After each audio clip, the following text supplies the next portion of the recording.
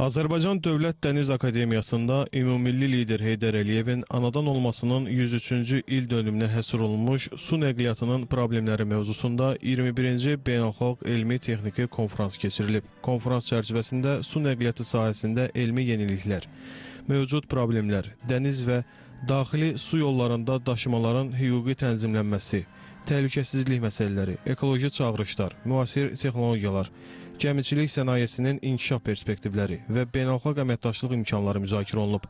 Tədbirdə yerli və xarici alimlər, mütəxəssislər, dövlət və özəl sektorun nümayəndələri iştirak ediblər.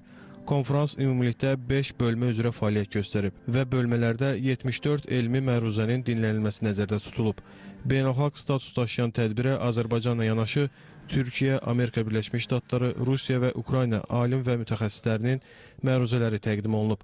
Konfransda Respublikanın 18 ali təhsil müəssisəsi və elmi tədqiqat institutları təmsil olunub.